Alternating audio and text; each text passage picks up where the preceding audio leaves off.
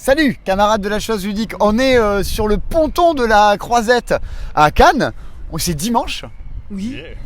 On va se prendre la pluie sur la tronche à tout moment, il est environ 16h et on sort du festival international des jeux de Cannes. Il s'est passé plein de trucs, on a vu plein de choses. On va vous raconter un peu tout ça, si vous avez le temps là, posez-vous, faites-vous un petit thé, un petit café, réchauffez-vous pas comme nous parce qu'on se pèle les miches et on va vous raconter tout ça.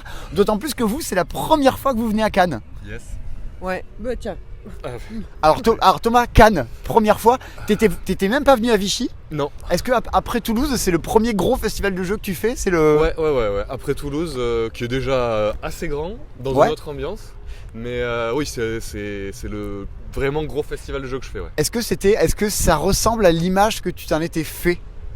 Oui, franchement oui. Je le rapprocherai un peu du festival d'Angoulême de BD, comme je te disais dans le week-end. Quoi. On se dit des trucs dans les week-ends. Voilà, c'est vraiment une ambiance où vous avez les professionnels qui côtoient le public, quoi. Et du coup, ça fait une ambiance assez particulière. Puis c'est dans toute la ville aussi, on sent que la ville vit un peu au rythme du jeu de société pour un week-end. Là. Ah ben c'est clairement pas... Quand on se balade en ville, rien qu'à regarder les gens, on peut dire festival du jeu, Cannois. On sent que ça change tout à fait de population de la ville. Ouais, tout à fait. Puis même quand on va manger, on se balade, on sent que ça continue sur les tables des bars, dans les restos, ça joue aux cartes. Puis après, c'est vrai que nous on y allait beaucoup comme des pros. Nous sommes des pros, nous sommes un magasin. Et du coup, on rencontre vraiment tous les éditeurs. On va les voir pour qu'ils nous présentent tous les jeux sortis cette année. Donc ça change encore de ce que tu peux avoir de dire je vais me mettre à une table et jouer à des jeux. Est-ce que ça t'a pas... parce qu'en fait, on ne joue pas tellement à des jeux à Cannes. Pour tout vous dire, on a fait une partie avec Rachel il y a 2 heures et on a fait une autre partie il y a 2 jours et c'est tout quoi. On n'a pas du tout eu le temps de découvrir des jeux en jouant en réalité, mais du coup on a un rapport avec les éditeurs comme nous on peut avoir avec le public et c'est intéressant de voir cet aspect là aussi. Du coup toi Rachel, t'es pas trop frustrée, toi qui joues tout le temps sans arrêt, de voir des tas de jeux, de pas pouvoir jouer à tout? Alors oui, frustration, mais heureusement, il y a les temps de coucher et il y a lecture des règles que j'ai récupérées. Est-ce qu'on vous raconte qu'à un moment, Rachel s'est endormie en lisant des règles? On a dû lui enlever la règle des mains pour que limite dire maintenant allonge-toi, tu peux t'endormir quoi. Oh mon Dieu. Oui, c'est un peu de frustration et puis j'ai joué un peu plus qu'eux parce que j'étais un peu plus matinale et je suis arrivée à des stands pour jouer. Moi alors donc du coup c'était mon premier festival de Cannes. Carrément. J'avais été à Vichy. Je savais que ce serait un festival croisé, public, professionnel, etc. Mais c'est de la rencontre à tire-larigot. Les gens qui nous reconnaissent, c'est impressionnant au coin des allées alors qu'on est en train de filer entre 2 rendez-vous, mais ça fait toujours très très chaud au cœur, sachez-le. J'allais dire des influenceurs, alors j'aime pas trop le mot, mais d'autres influenceurs d'Instagram, etc. En fait, si vous nous regardez, vous dites oh ces gens ils ont l'air cool, j'ai envie de leur parler. Nous on a le même effet avec des tas d'autres gens dont on regarde les vidéos, que ce soit Martin, Sylvain, Tatiana, il y a plein de gens, on se dit oh ils sont là, on va aller les parler aussi. C'est bizarre de voir Martin et Sylvain en vrai, moi je regarde pas mal. J'étais là, oh ils sont réels. Oui, voilà. On a le même effet, donc ça c'est plaisant. Un festival aussi c'est là pour ça, tu peux voir tous les auteurs, tu peux voir tous les stars, c'est vachement de rencontres avec des gens et c'est très important. Ouais. Et une petite pensée émue pour une rencontre avec le Dr Mops que j'étais ravie de voir.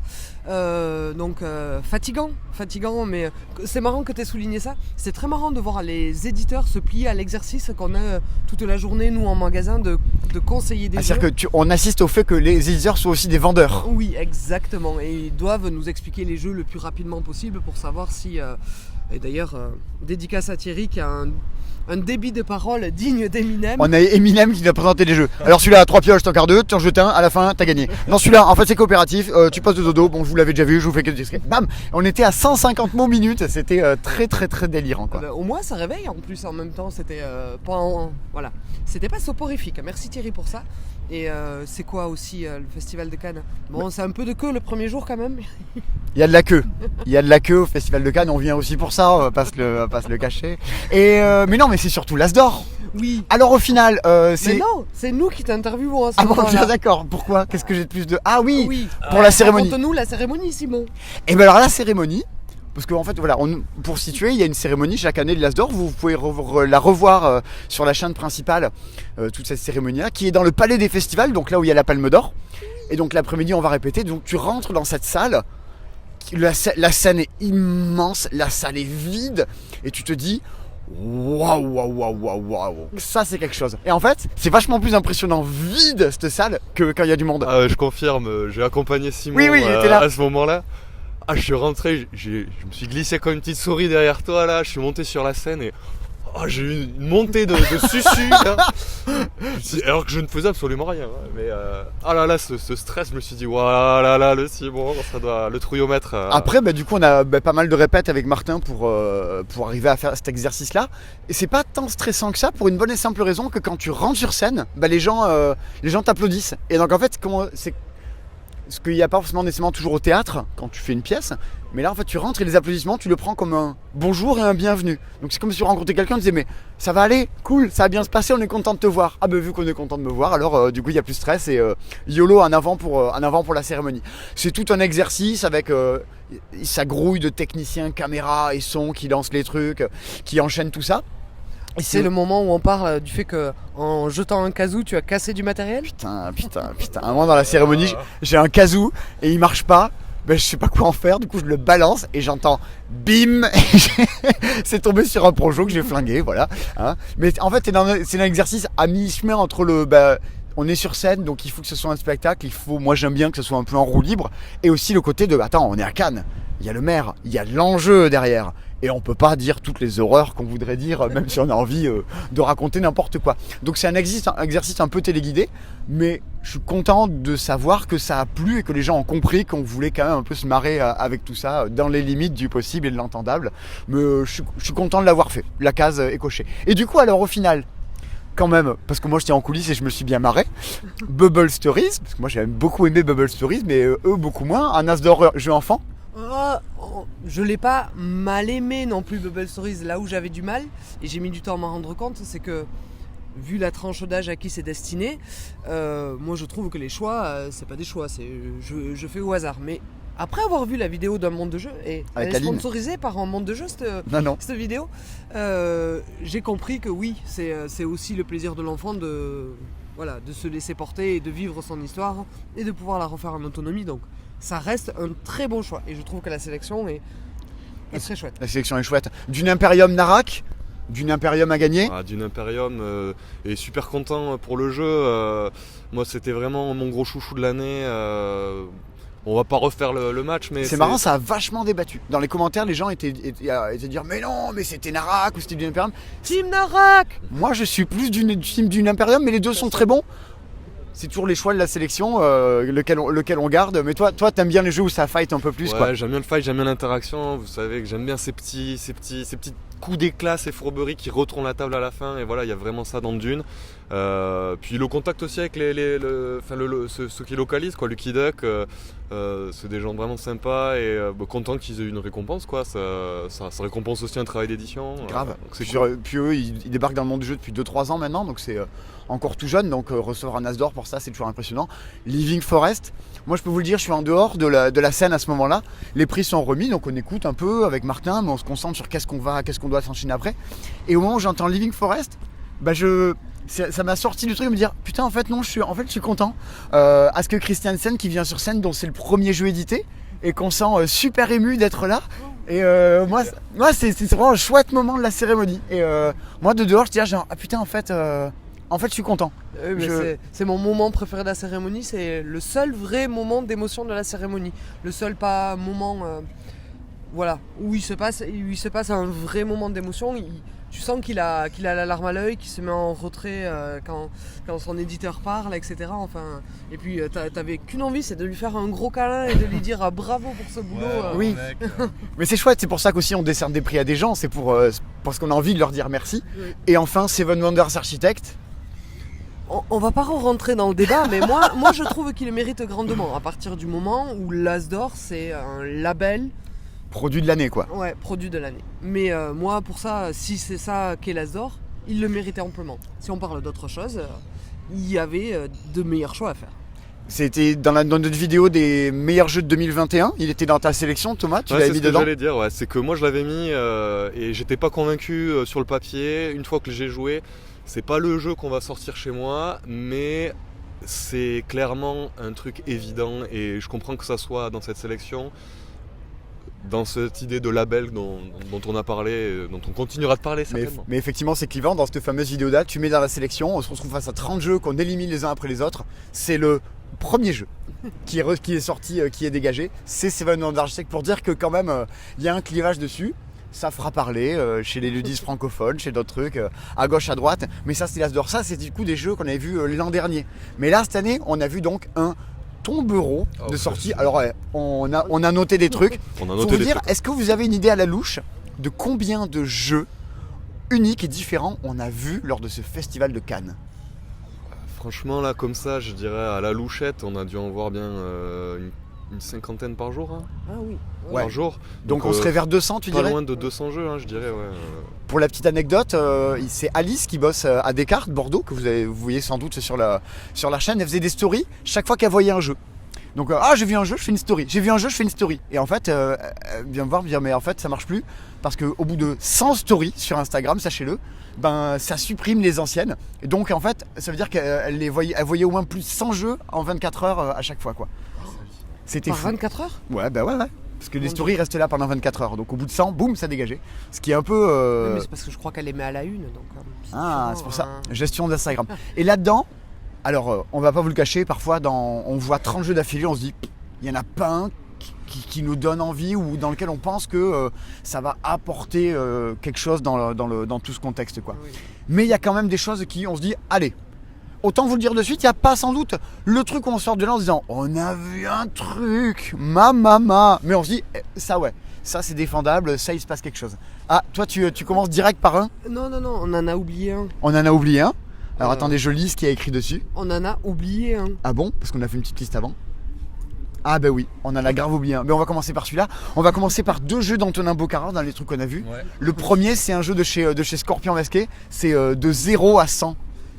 Et ça, sur le papier, j'avais pas envie d'y croire en me disant ah, c'est du déjà vu, c'est du girafomètre, etc. Il y a une valeur au centre de la table et vous avez des thèmes, la taille d'une chouette, la taille de la plus haute Donc vague, on a posé 32 etc. au centre de la table sur une carte. Et voilà, et chacun va jouer la carte qu'il a devant lui, dont il pense que le résultat, la valeur, se rapproche le plus de la valeur au centre de la Le table. nombre de dents de lait que perd un être humain au cours de sa vie, par exemple. Et il faut tous C'est facile. Ça. il faut s'approcher plus du numéro qu'elle a. C'est girafomètre, c'est TTMC, c'est du jeu de questions, mais ça marche grave. Ah oui. Ouais. Pardon, vas-y, tu veux en parler. Ouais, un jeu de grand groupe, moi c'est ça. Je l'avais un peu zioté quand même, je m'étais dit qu'il y avait un potentiel. Je trouve qu'en ce moment il y a peu de jeux de grand groupe comme ça qui sortent. Bon, Covid, vous avez saisi. Mais non, c'est frais, ça donne envie de. Bah voilà, on a un peu papoté avec Antonin Bocara, il nous a dit qu'il s'était passé des nuits blanches à essayer de trouver les questions, mais que du coup il avait plein de fun facts en soirée, en date et tout à caler. En date. Ouais. Il a dit en date. Non, on s'est bien poilé et le jeu est très prometteur, je pense qu'il va avoir une belle petite vie. Et moi j'ai envie, parce que tu as suivi le projet depuis plus longtemps, vas-y, je te laisse parler du prochain jeu d'Antonin Bocara. Derrière la caméra, il y a un monsieur que vous voyez parfois dans nos vidéos et sur sa chaîne autrefois qui s'appelle Ludema. Et il y a 2-3 ans, on se retrouve chez Ludema, dans le garage. Et on a Jules qui travaille pour l'Old Chap qui nous sort un prototype qui s'appelle Complice.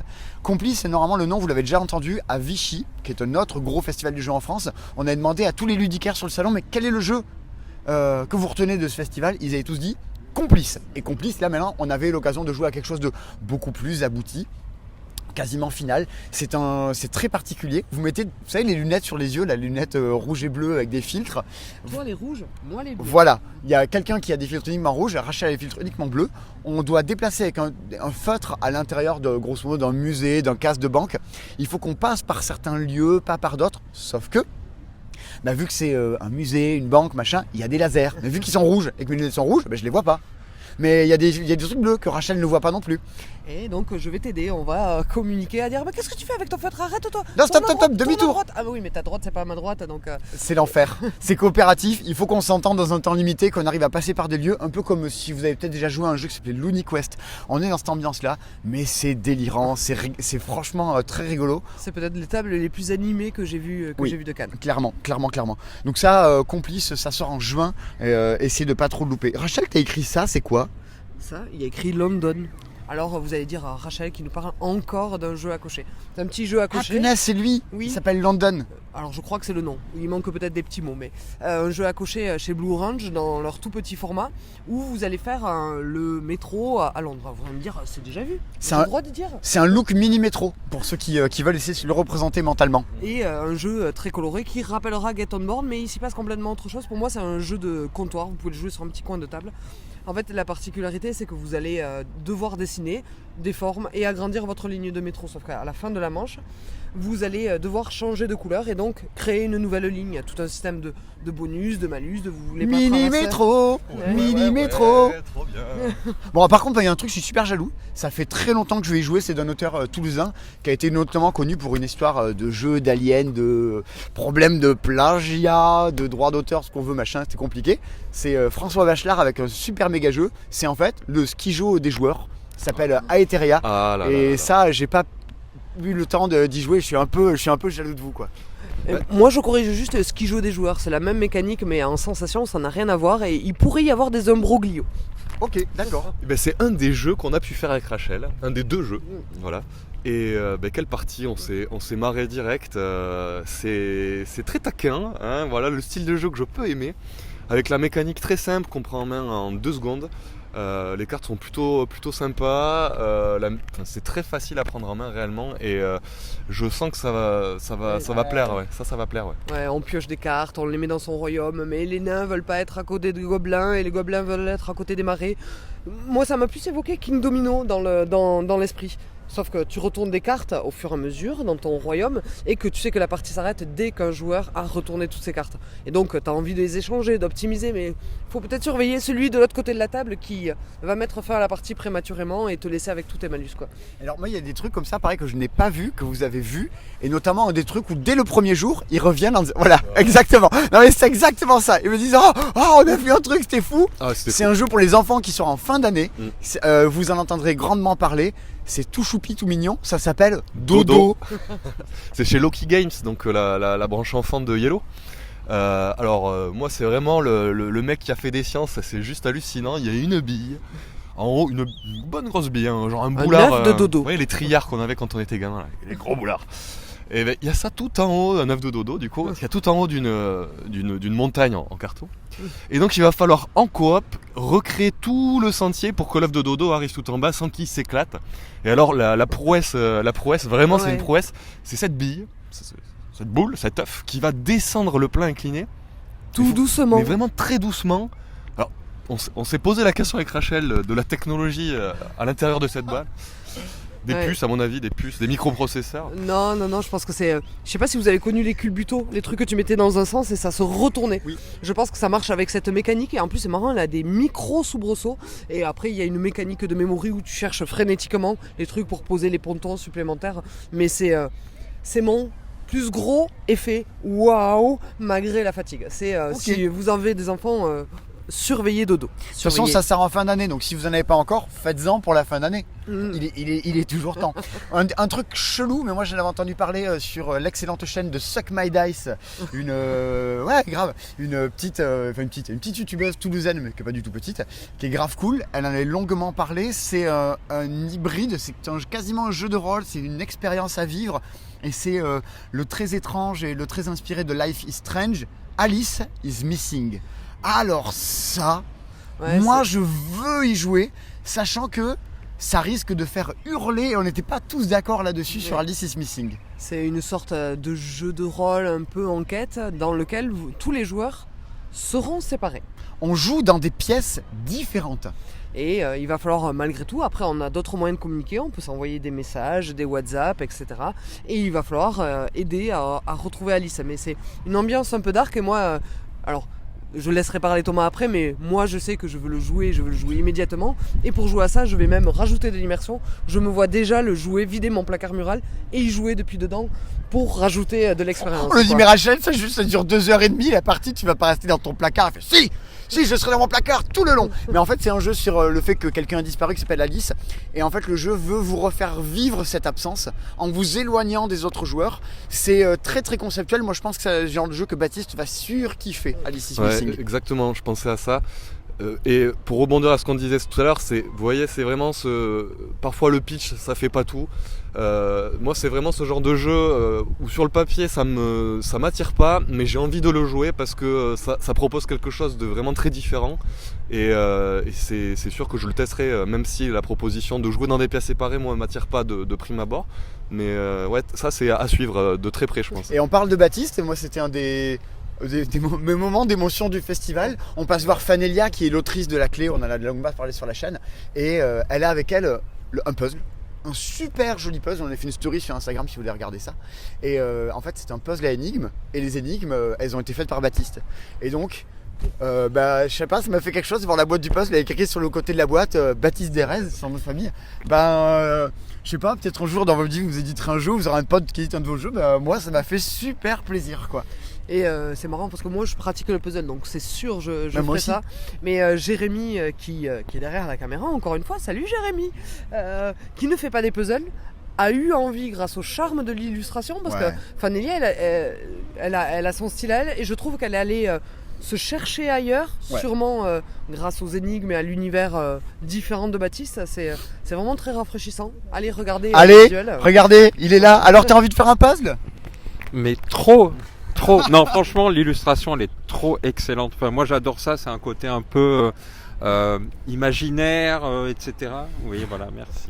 Donc, ouais, j'ai envie de le faire. Puis le fait qu'il y ait des énigmes, je trouve que c'est toujours le petit plus. Parce que quand on fait un puzzle, on se base un peu sur l'image quand même. Et le fait qu'il y ait des petits changements, des petites choses, ça me trigger grave. Ouais, pareil. Je suis pas un puzzle boy, mais je vais rompre le charme. Je vais passer le cap. Tu vas rompre le charme. Est-ce qu'il y avait d'autres trucs? Est-ce que toi, Jérémy, t'as vu des jeux sur le festival? T'as fait quoi, toi? Alors, j'ai vu pas mal de jeux. Des biens, des moins bien. Mais je vais parler quand même de celui qui m'intéresse. Alors je crois qu'il est prévu pour la fin d'année, peut-être même ça sera début d'année prochaine. Okay. Mais il y a un potentiel énorme s'il est bien développé. C'est le fameux Trax, je crois, le nom de code pour l'instant. C'est un micro-macro avec du son. Et moi, ça tout de suite, ça m'a épaté. On a joué avec Rachel. Oui. Ça a été vraiment c'est un jeu d'enquête avec une carte à la micro-macro, avec des rues, des noms de rues, etc. On a une piste sonore. En gros, quelqu'un s'est fait enlever, son téléphone portable est resté allumé pendant tout l'enlèvement, et nous on doit trouver où est-ce qu'il se trouve dans la ville pour envoyer la police. On a accès à des petites caméras, en fait ce sont des cartes qui représentent une rue, etc. Et donc on a toute la bande sonore avec les clignotants, les klaxons, le bruit de la ville, quoi. Et on doit essayer de se repérer sur la carte. Les clignotants, ça veut dire qu'il a tourné, ils sont passés à gauche, tout ça. Il y a des mouettes, il y a des mouettes. Il y a des mouettes, et donc on peut aller regarder la caméra, dire ok, 43, on regarde la rue, on se dit ok, il y a une mouette, c'est bien ça, on est bien sur le bon endroit. Enfin bon, bref, ça a été mon petit coup de cœur. Et quoi. Ce sera chez Kif. Kif Édition, ouais. Cool. Et on a vu un truc, alors je pense que ça révolutionnera pas le genre, mais Thomas et moi on adore Ta gueule la mouette. On adore Break the Code, et on a vu enfin, on l'attendait. Break the Cube. Je te laisse en parler. Ouais, dans la plus pure lignée d'un break de code, donc jeu de déduction mathématique on va dire, donc, où dans break de code on essayait de craquer un code à 4 chiffres auparavant. Là on va essayer de craquer des cubes. Des polyomino. C'est pas des polyomino, c'est des polyomino mais en 3D, c'est pas plat quoi, vous voyez, ça a de la vie quoi. Du coup ça brode pas. Ça brode pas, non, ça, okay. ça excite. Ça excite. Il est tout excité du cube. Voilà. Qu'est-ce que j'arrive pas à lire? Qu'est-ce que vous avez écrit là? La bête. Si, c'est un E, je crois que c'est un I. Ah oui. Et alors? Oui, la bête. Oui. Trac en Gévaudan, c'est... je sais pas si vous connaissez Lettres de Whitechapel, c'est un peu quelque chose dans... Scotland Yard est très connu dans ce genre-là. Toi qui as une casquette, tu as joué à Scotland Yard. La petite pipe. C'est un jeu de déduction et surtout un jeu de track, du 1 contre tous. Quelqu'un qui va faire l'horrible bête du Gévaudan. Est-ce que c'était un loup? Est-ce que vous ne le saurez pas? Mais pour l'anecdote, l'auteur est allé faire des recherches historiques. Donc un joueur qui fait le loup, son objectif, tuer un certain nombre de victimes du côté du Lot et de l'Aveyron dans le Gévaudan. Donc. Et les autres joueurs vont essayer de... Prends ça, le ruténois.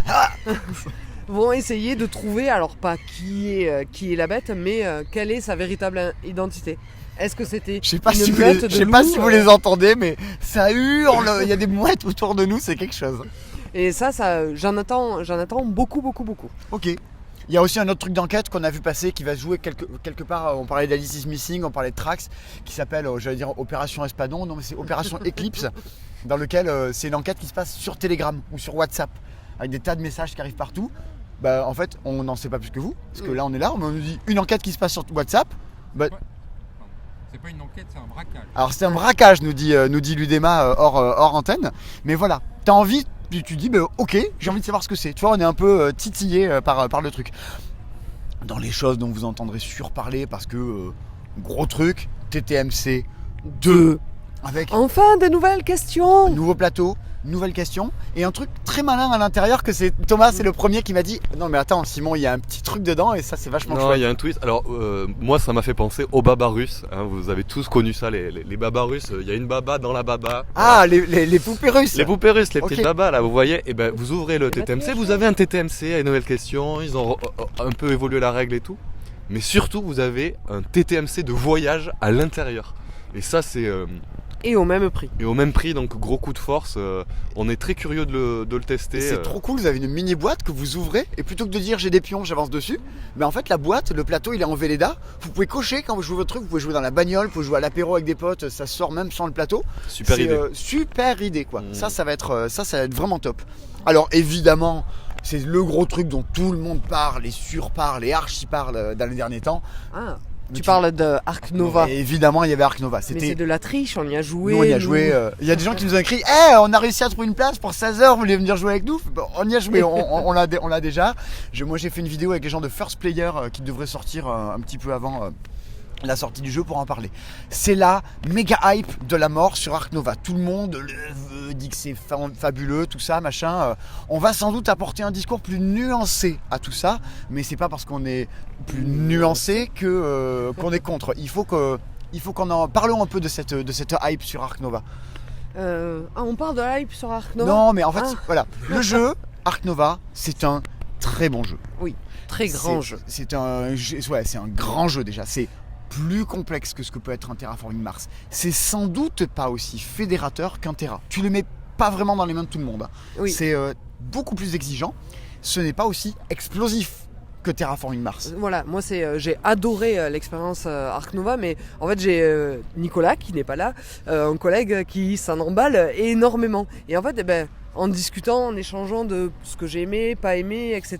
Moi je me mets en porte-à-faux en disant, on discute avec Simon et on était d'accord, il manque la montée en puissance plutôt jouissive, disons-le, de Terraforming Mars. On en discute, on en débat de pourquoi on trouve que c'est un très bon jeu, mais ce n'est pas un game changer, c'est pas Agricola, Ouais. c'est pas Terraforming Mars. Le monde C'est sera pas Quicks.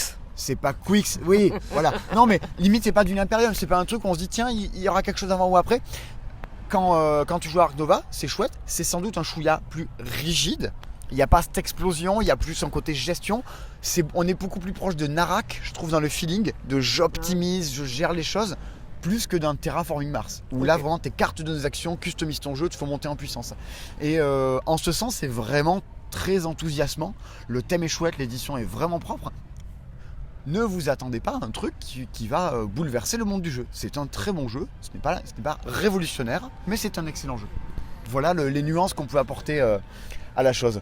Et là, je crois qu'il y a une bandasse là-bas au loin. Vous l'entendez peut-être pas, mais la ville se met à hurler. Vraiment, on n'a pas de doute, on est à Cannes. quoi. Il y a un bout du festival de Nice là, qui a traversé la rue et qui arrive jusque-là. On pourrait terminer par un petit jeu qui est très mignon et dont vous verrez passer sans doute plein de photos à droite à gauche parce que ça fera parler de lui, ne serait-ce que graphiquement. Et je Ouais. te pique le micro parce qu'on y a un bout joué tous les deux. Avec Thierry d'ailleurs. Oui. Avec le Eminem du monde du jeu. Ouais, on s'est bien marré. Merci à toi. C'était Splito, Oui. un petit jeu de cartes avec un draft de 13 cartes, il me semble. Oui. On va donc faire tourner ces cartes-là, en sélectionner une. Et choisir. choisir à la Between Two Castle, à la Trône de Fer Betwixt, à la poser à droite ou à gauche. Des cartes qui vont vous permettre de marquer des points, des cartes numérotées. C'est plutôt chiadé, plutôt bien joli. Oui. Ça nous semble intéressant à exploiter, ça. à regarder Il y avait plus un loin. côté, en fait, moi ça m'a beaucoup rappelé, alors c'est très joli surtout, c'est Blame Edition qui fait ça. Il y a un côté un peu salade de points. Est-ce que je prends des cartes de couleur, de valeur, ou est-ce que je prends des conditions pour marquer des points, les assiettes de salade de points. Mais surtout à la fin de la partie, quand vous allez regarder vos deux tableaux, que je partage avec Thomas, que je partage avec Simon, je vais multiplier les points de ce tableau de gauche par celui de droite. Donc ça sert à rien Ah, il de faut faire que 40 t'équilibres, points ouais. et 0 là en face. Oh, équilibré, c'est des multiplications, c'est un peu plus subtil que ça. Bon, au final, on aura vu du coup plein de jeux. Moi, il faut quand même que je vous raconte le meilleur jeu du festival. Je crois que j'ai pas autant ri depuis tellement longtemps, mais j'en pouvais plus, j'arrivais même plus à respirer tellement je me tapais la tête contre la table. C'est le off du festival de Cannes. Là, cette année, c'était compliqué d'y accéder. On a fini par y arriver vers minuit, truc comme ça.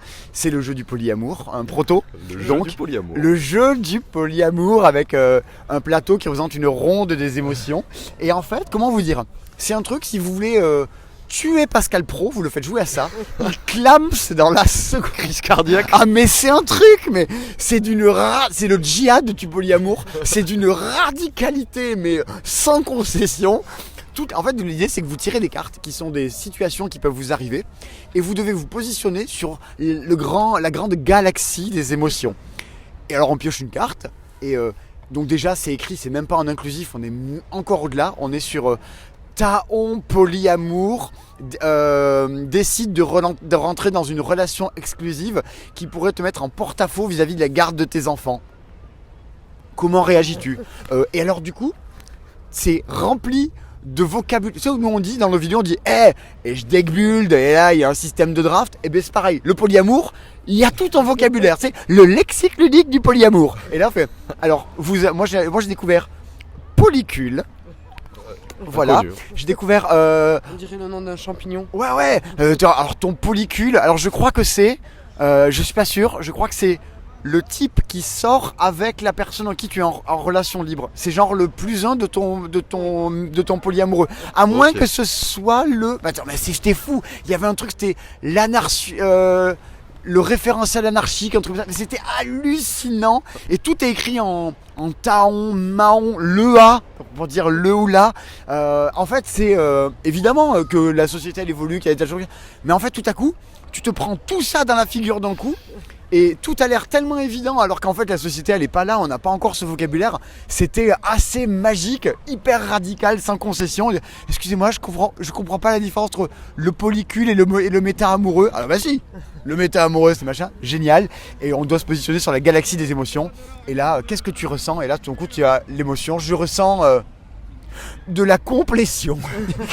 Et alors là c'est magique. Moi le polycule me fait ressentir de la complétion. T'es très très très très loin, tu reprends un verre et la soirée dérive quoi. C'est ça aussi la magie de Cannes, jouer à des ovnis, mais tu découvres la société, tu découvres des gens et tu découvres tout un autre monde. Et des fois tu dis les jeux il faut qu'ils aient un propos. Bon là il y avait juste un propos, il y avait peut-être pas de jeu, mais en tout cas le propos il était là quoi. Vous avez joué à des trucs fous, il vous arrivait des trucs un peu cool à Cannes vous? Ouais tiens en parlant de trucs fous, ouais. Je me demandais si ça guinchait un peu à Cannes, tu sais là, si ça s'encanaillait le soir dans les ruelles là. Et on s'est retrouvés par un hasard plus ou moins Tu me regardes, je suis dans l'affaire là. déterminé. Dans une petite soirée, dans une petite chaumière sur les hauteurs de Cannes, dans une maison où il y avait pas une, 2 cuisines. Voilà. Donc bon voilà, moi c'est une découverte. Hein. Ah ouais, est-ce que vous avez déjà vu dans votre une maison qui a 3 salles de bain ou 2 toilettes ou 4 chambres d'amis, mais alors 2 cuisines, tellement c'était grand, on sent qu'on est à Cannes quoi, on est dans un truc.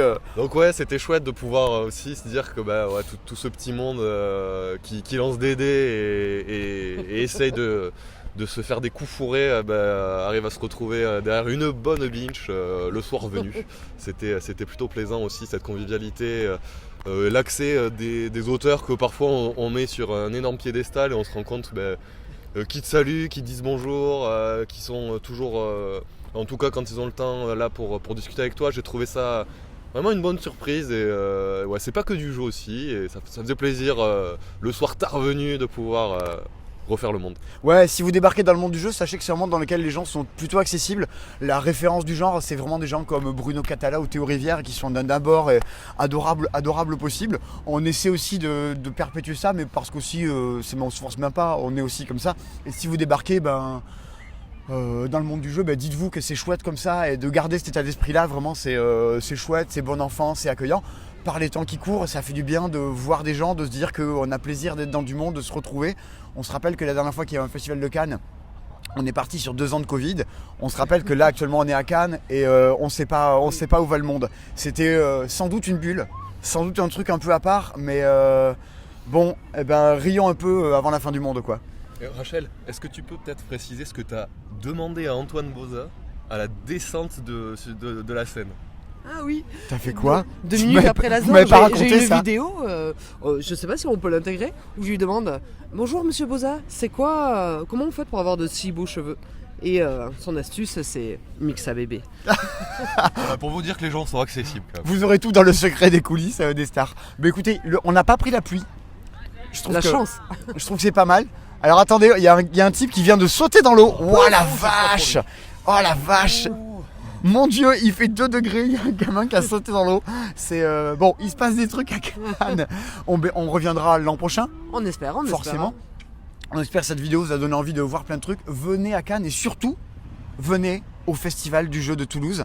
C'est le 6, 7, 8 mai à Toulouse. On sera là. Il y aura des tas de nouveautés, plein de jeux dont on vous a parlé là. Ils seront au Festival du jeu, ce sera l'occasion d'y jouer, de rencontrer plein de gens, de jouer à plein de choses. Ça sera au Mythe, le nouveau parc des expos de Toulouse. Ça sera un grand moment qu'on espère aussi convivial et une grosse fête de enfin pouvoir vous recevoir. Voilà, moi j'adore le Festival du jeu à Toulouse et je ne l'ai pas ressenti autant ici. C'est des tables très espacées et toujours grâce au magnifique travail des bénévoles. Vous installez à une table vide, il y a quelqu'un qui arrive, on vous explique que le jeu c'est de la crème, C'est du de partage. l'or en bord. C'est de l'or en barre, oui, c'est du partage. Moi, ça fait partie de ces déclencheurs de mon amour du monde du jeu, donc venez. Et ces festivals, particulièrement celui de Toulouse, il vit parce que c'est porté par des bénévoles, par des gens qui veulent que ça reste un truc gratuit, grand public, accessible, qui veulent partager leur passion. Et ben si aujourd'hui vous regardez ces vidéos, si vous êtes passionné de jeu, putain, montez des assos, allez dans vos festivals et surtout, allez-y pour faire vivre les festivals. Allez donner un coup de main, allez faire la billetterie un matin, allez faire des sandwichs pour l'ouverture, allez expliquer des jeux aux gens, allez aider les gens à se garer sur le parking, à coller des affiches. Faut y aller quoi, faut faire vivre le monde du jeu. Oui. Il faut se dire, et franchement, Rachel on s'est connus comme ça dans des assos. Lola c'était exactement ça à l'époque, il y a des vidéos où elle en parle. Tout le monde peut apporter sa pierre à l'édifice. Ça a l'air Grave. de rien, mais juste voilà, un petit quelque chose. Ça entraîne du bien-être chez quelqu'un d'autre. Ouh, c'est bien un grand mot ça.